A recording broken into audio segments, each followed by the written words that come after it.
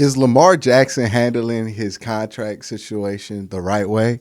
I think not only he's handling it the right way, I think he is going to pave a template out for a lot of other players. But let's hear first take, discuss it, and then I'll get back to you with my opinion. Because he's obviously representing himself in this deal. I think he's hurting himself. And that's difficult for me to say because I love the independence. I love, for lack of a better word, the entrepreneurial spirit, just standing up and handling business on your own instead of depending on other people to do it.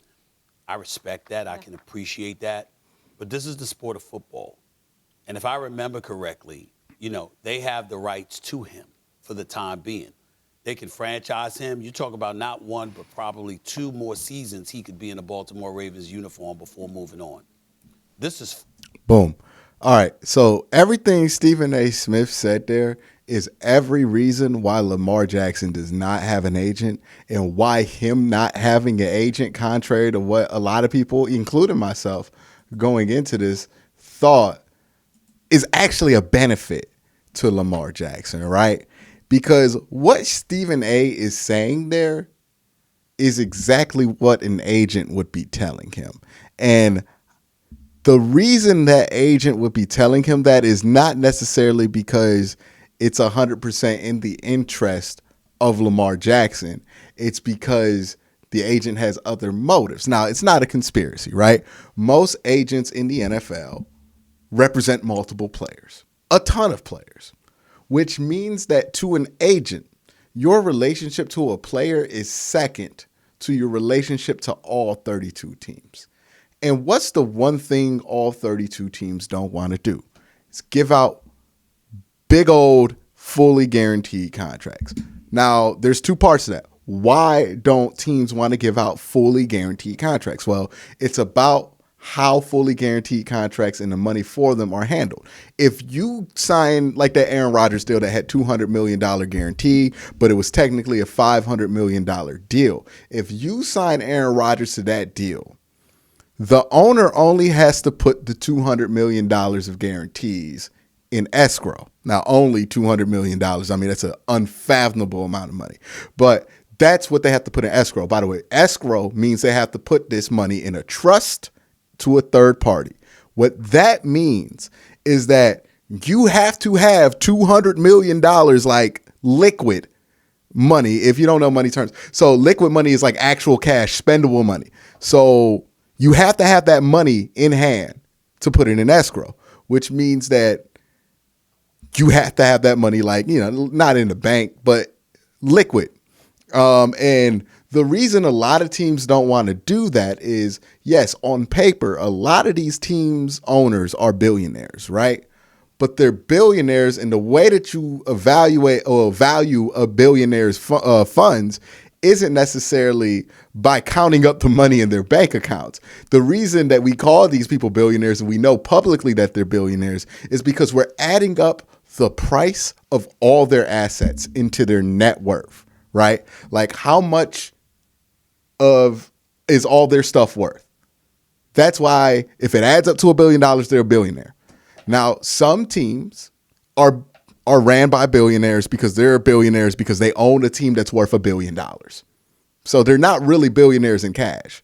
Jimmy Haslam is a billionaire, and the reason he could give Deshaun Watson that money is because he had to sell Pilot Flying J a couple of years ago due to FBI probes. So he has a ton of cash on hand because his money's not wrapped up into assets. It's just his money. Other teams aren't like that. And not everybody has the flexibility to sell a bunch of assets to sign a football player and put that money in escrow. The escrow part of this is the problem. I don't think teams would mind the guarantees if it didn't mean that they had to put all that money in escrow. But obviously, the NFLPA wants you to put that money in escrow because we don't want a situation like Art Modell where you claim bankruptcy and a guaranteed contract goes in the air, right? Don't want that situation. The league doesn't want that situation. So that is why teams don't want to do fully guaranteed contracts, because that means that the owner has to not just put money in escrow, which they do every year, but put all of that money in that contract in escrow the day it's signed.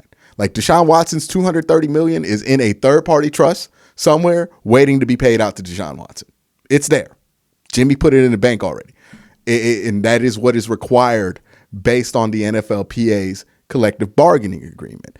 This is why owners don't want to have fully guaranteed contracts. And this is why owners are fighting Lamar Jackson's fully guaranteed contract so hard, is because if Lamar gets it from the team that he's already on, that sets a new precedent. It's one thing when a franchise quarterback changes teams and gets a guaranteed deal, like Kirk Cousins or Deshaun Watson, right? Those are changing teams, basically free agent type situations.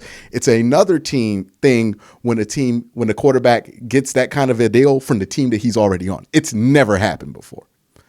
And that will fully normalize guaranteed contracts, right? Because they can prevent a quarterback from hitting free agency if they're willing to play dirty enough. But they can't do anything if that's the standard. And that's why they're fighting this. And knowing that the league is fighting this, knowing that like 30 of the 32 teams are fighting this, an agent will have that in mind and say, hey, Lamar, it's a dangerous game. Just take the money. It's going to be a lot of money. Just take it. It's not fully guaranteed, but just take the money. They would urge Lamar to take this deal because they're trying to protect their relationships with all 32 teams, and they're trying to get their money right now, right? They get a percentage of whatever they sign. I don't know if their percentage is based on guarantees or not, but they get a percentage off of whatever that contract is. So if you're Lamar Jackson, if you're the agent for Lamar Jackson, it's beneficial for you to get that contract done as quick as possible. If you're Lamar Jackson and you want a fully guaranteed contract, well, him representing himself is the only way that he's going to get it, because every other agent would try to make him sign a deal, would basically force him to sign a deal and talk like Stephen A. Smith is talking to him right now, whereas Lamar handling this the way he is, he's probably going to get what he wants from somebody, right? Probably. And that is pretty much the thick of this whole situation, and why I think if Lamar gets this deal done, like there's been fully guaranteed contracts in the past, but why if he gets it from the Ravens, he'll be a pioneer, and he'll change everything about how the quarterbacks are signed and how they're treated and how they're paid. This will change everything. And that's what the league is fighting against. This is much bigger than just Lamar Jackson's contract, but let's hear what they have to say. One play can end your career. It's very, very, very risky. If he were holding out and refused to show up to training camp, if he was talking about not playing this season, then I don't mind, because clearly he is everything to the Baltimore Ravens. Mm-hmm. He's got you in a barrel. You can't do anything. This brother is 37-12 as a starter. He is the most electrifying quarterback in the NFL in terms of his ability to run with that football. He's something special. And as far as I'm concerned, he is worth every penny of the $230 million Deshaun Watson has gotten, plus a little bit more because of what you need from him if you're the Baltimore Ravens. But I also believe the dumbest client in the world is one that decides to be an agent for himself in the world of sports, because there's so many particulars that come with it that you may not be aware of. And you could always get a lawyer, and I get all of that. But emotions get into the mix. Mm-hmm. When you're sitting across from the negotiating table, as we all know, there are things that would never be said to your face that are always said behind your back. And when teams don't have the freedom to do that, you're thinking that empowers you, when in fact it may not from time to time. But that's a weird thing he said. Okay, so he goes and says, like, he kind of says Lamar not doing the selfish thing, which is holding out, is hurting him, which I think there's an argument for that. But he kind of frames it as if Lamar doing the good thing for his teammates is like the bad thing to do. And then also, comes around and says, well, Lamar might be a bad agent for himself because he's going to be emotional about it. When there's nothing to suggest that Lamar has been emotional in any of these contract negotiations. Honestly, you pointed it out because he's willing to play still while negotiating this contract. So pick a lane, right? Like either Lamar is not being forceful and emotional enough by holding himself out, or Lamar's being too emotional by how he's handling this contract. But there is no evidence to suggest that he has been anything but professional in this pursuit and been able to hear all these tough conversations about himself and still, go in and say, hey, I want this contract. So again, man, Stephen A might not be saying this because people told him to. I don't think that's the case. But Stephen A represents a mindset that an agent would say to him. This is what this is what agents would tell Lamar Jackson right now. If he hired an agent, it's going to be the same stuff that Stephen A is saying, and he would sign a deal that's less than his value, right? And we can talk about franchise tag for Lamar Jackson all we want. The fact of the matter is that the Ravens will franchise tag him if they feel like they cannot come to a deal, right? They'll franchise tag him. But that's just going to accelerate to divorce, right? Because franchise tags and franchise quarterbacks go together like divorce. That's just a divorce waiting to happen. That'll be a trade request. He'll be out of there. So theoretically, the Ravens can hold control of him, but Lamar is too good and too valuable of a trade asset for them to do that. And honestly, I mean, you're at the Ravens, you would probably only franchise tag him or try to get some kind of supplementary deal done so you can sign and trade him, right? But that's really the only outcome here. The more this goes on, right? If this gets into the regular season, if this gets past the bye week, this becomes a massive problem for the Baltimore Ravens. I understand what Stephen A is saying, but I think he is underestimating the leverage that Lamar Jackson might end up having based on what he thinks traditionally. Particularly as it pertains to the world of sports. Certainly you can go to Miami, and with the weapons that they have, fine. What do you think, the Baltimore Ravens going to let them go to Miami Dolphins? Think that's going to happen? Think you just go ahead, go. We'll trade you. Or we'll release you, and you're just free to go somewhere else. Doesn't work that. Okay, again, if his contract's expired, they're not releasing him, and they can't trade him, right? But there are things they can do so they can maintain control, so they can at least trade him. But again, if he doesn't want to play there, it don't matter if you don't want to get rid of him. He's not going to play there. We've seen this go down a bunch of times in the NFL. If a franchise quarterback decides he doesn't want to play somewhere, he's not going to play there anymore. It's not going to happen anymore, right? Because you can't have the main star of the show not want to play. So once you get to talking about franchise tag, he's not going to want to play, or it's likely he's not going to want to play there anymore because it's obvious you're just trying not to pay me for as long as possible. And that's where things will get unamicable. And you would trade him. And by the way, Lamar Jackson with Tyreek Hill on the scramble drill is absolutely terrifying.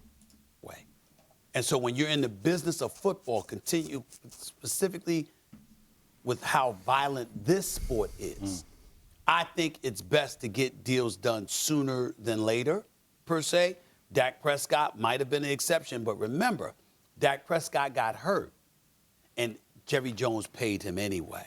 Again, this is a agent's perspective. He still got hurt. And so even though he was ready to come back the next season, one of the things that had us all scared with the whole Dak Prescott situation is, what if he gets hurt? What if he gets hurt? What if he gets hurt? Well, guess what? Dak Prescott, even though he can move with the football, isn't required or expected to run with the football as much as we know Lamar Jackson will. And that is my concern. I want him to get his money before he goes out there and gets hurt. That notion is kind of disrespectful to Lamar Jackson, too, because it assumes that all of his value is in his ability to run. And look, there's a significant amount of his value that's in there, but there's nothing to suggest if he gets a run-at-the-mill football injury, like anything that's not an Achilles injury, that he would lose a significant amount of what makes him special athletically. Guys come back from ACL injuries all the time and are able to be athletic again. So I just don't get this take. This is, again, what an agent would tell Lamar Jackson, and more so than the percentage, this is why Lamar Jackson does not want an agent. Because in order to do it, Lamar wants to be a pioneer in a sense, and there's no agent that's going to help you be a pioneer. Agents are there to help the status quo stay the status quo. They're not there to break ground. Lamar wants to break ground. This is how he has to do it. And this is why. Because what Stephen A is saying is exactly what an agent would be pushing down Lamar Jackson's ear, and why fully guaranteed contracts aren't a normal thing for franchise quarterbacks, and why we react the way we do when they get them, even though fully guaranteed contracts are pretty much a standard in the NBA. So again, this is something to note. Stephen A is saying exactly what an agent would say, and that's exactly why Lamar doesn't have one. Just me. I hear you. I just personally feel like I'm done giving Lamar Jackson advice.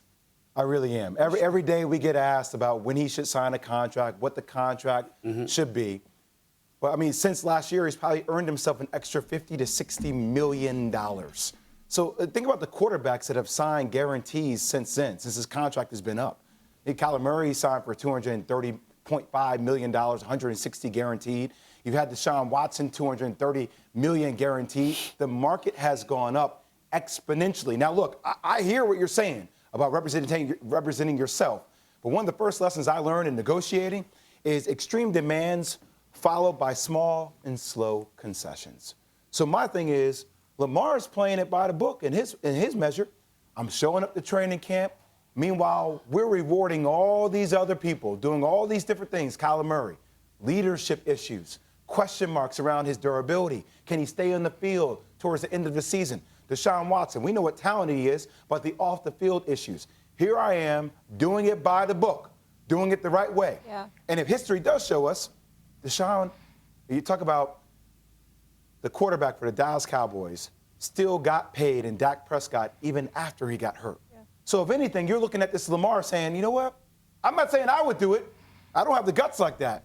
But I pay respect to my man saying I'm gonna hedge my bet. And that's it from that video. I honestly think what Lamar is doing is pretty brave and courageous and bold. And I think he should be applauded for it. And I think if he's successful and gets that guaranteed contract that he wants from the Ravens, he'll be looked at, rightfully so, as a pioneer in this league. But let me know what you think in the comment section below. Y'all have a great day. Have a good night.